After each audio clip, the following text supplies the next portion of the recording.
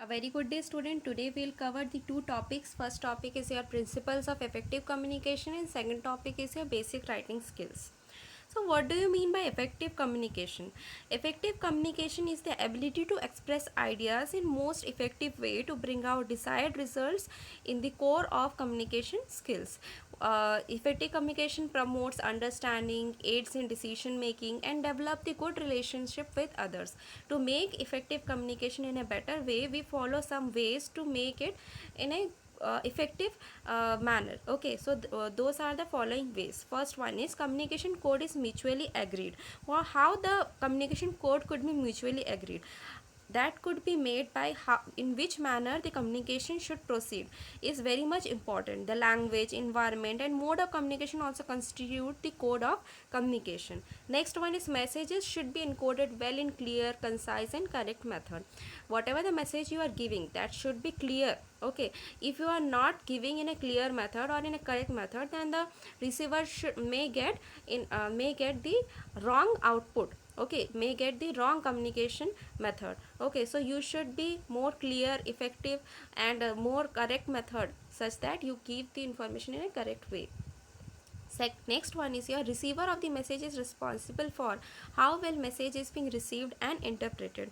Like see, better listening, suitable attention, understanding of purpose, this all makes what receiver to understand your message in a correct method. If you are not attentive, then you could not be able to understand that what the center wants to say you.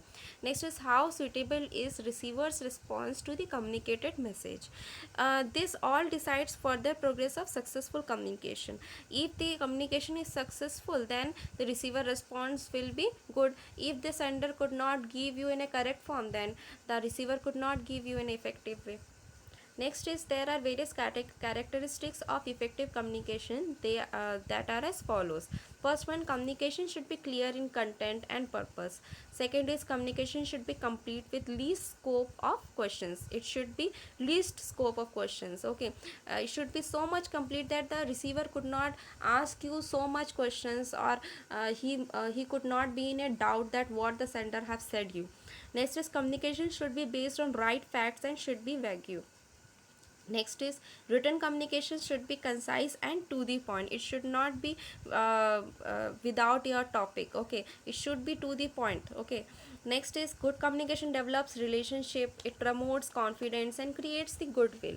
Effective communication leads to desired output and achieve something. Okay, if the communication is effective and then the sender may get the correct output and they will achieve a good output in that. Okay, next is effective communication establishes the responsibility and accountability. It provides the right kind of persuasion, guidance and consultations also. There are various 7 C's of effective communication which make your communication in a more effective manner. So these are the 7 C's which make your communication effective. First one is your complete message. How the complete message affects in your communication? Like if your message is complete, then it will avoid what your confusions, and it will ensure desired responses. Okay, second one is your message should be concise message. So if your message is concise, then it will do what? It will save your time, it will promote understanding. But if your message is not concise, then what will happen? The receiver could not understand that what message you want to make them understand. Okay, next is considerate message. What do you mean by considerate message? Consideration is an important quality for a good communicator. It keeps the recipient of the message in mind when you communicate. Whenever you communicate, you think about the recipient, then only you communicate. Okay, when you convey a message to someone, we keep the kind of person or audience in mind. Okay, your message should be encoded in such a way that it meets the requirement of the recipient. Okay, next is what? Clear message. What do you mean by clear message? If your message is clear, then it will promote what? Understanding. It will avoid repeated messaging. Okay, next is what? Concrete message. What do you mean by concrete message? If the message is concrete, then it will mention what it expects the outcome of the communication.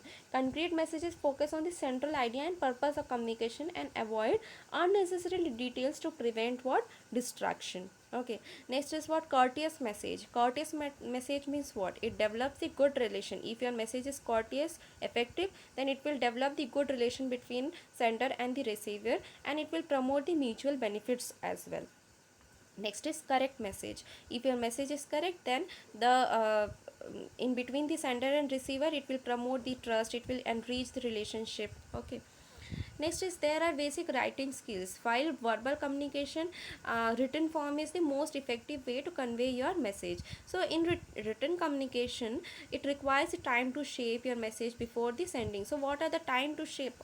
Why it takes times to shape your message. So it will take what? It will involve the understanding and use of basic grammar what you are using. It will describe the people, situation, experience, weather, incident while you are writing the message.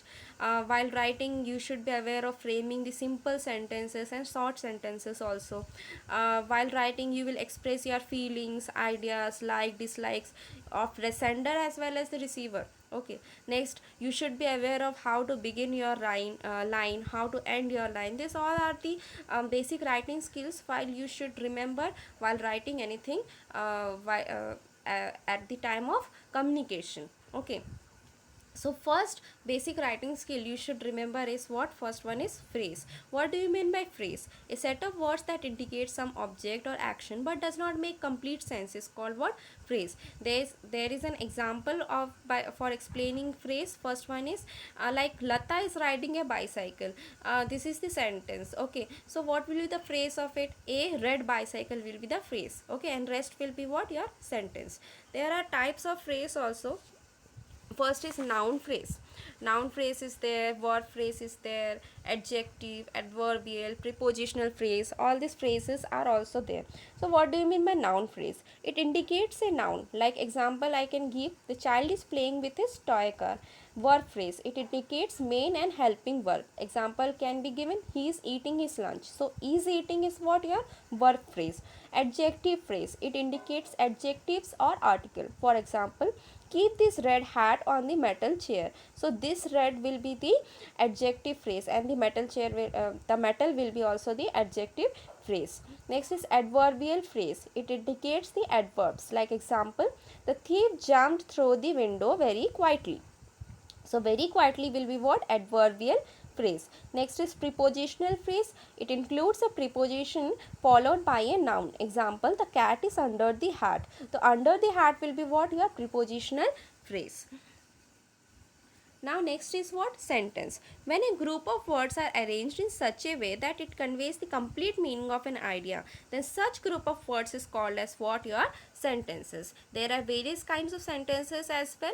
First one is your assertive sentence, interrogative sentence, imperative sentence, and exclamatory sentence. So in interrogative sentence, assertive sentence first, it states the fact. Example can be given, sun rises in the east. Interrogative sentence. Interrogative sentence asks questions or inquires about something. Example, what do you want? In which class do you study? So these are what your interrogative sentence. Imperative sentence. Imperative sentence makes a request or issues instructions or command. Like example, please get aside. Submit the assignment by end of this week. Next is exclamatory sentences. Exclamatory sentences expresses strong emotion. Such sentences end with an exclamatory mark. Like, I am so excited about tomorrow's match. After the match, the exclamatory sign is there. With the help of exclamatory sign also, you can identify that might be the sentence is what your exclamatory sentence. Now, on the basis of their structure, if I could identify with the basis of their structure, then the kind of sentences are three, that is simple, compound, and complex. In the simple sentence, a simple sentence talks about one particular thing. Example, Goa is a beautiful travel destination. Like in compound sentence, a compound sentence has at least two main independent clauses and may have subordinate clauses. Like example, I would like to have a coke or a cold coffee. So there are two sentences which mix and make one compound sentences. Okay. Next is complex sentences. A complex sentences has only one main clause and at least one subordinate clause. Example, she was not happy with Ravi because he was late for work. So first clause is what? Your main, and second one is your subordinate. Now, subject and predicate. The subject is usually the noun about which sentence is talking about, and the rest of the part is what? Predicate. Example, the sun rises in the east. The sun is what? Subject, and the rises in the east is what? Your predicate. Next, articles. Articles modify a noun. So in articles it is being categorized in two: indefinite articles and definite article. Indefinite articles are what? A and an are what? Indefinite article, which are used with singular noun. Example, there bought a book, I saw an aeroplane. So a and an are what? Your indefinite article. Indefinite in Now next is what? Definite article. So the is what? Definite article. It is used before a specific or non-noun. Example, Ram is riding a bicycle. The bicycle is red in color. Its specific noun is what? Bicycle. Okay. Next is your Anu is the head girl of her school. So specifically is what? Your Anu. Here bicycle is what? Specific noun, and Anu is what? Your specifically Anu.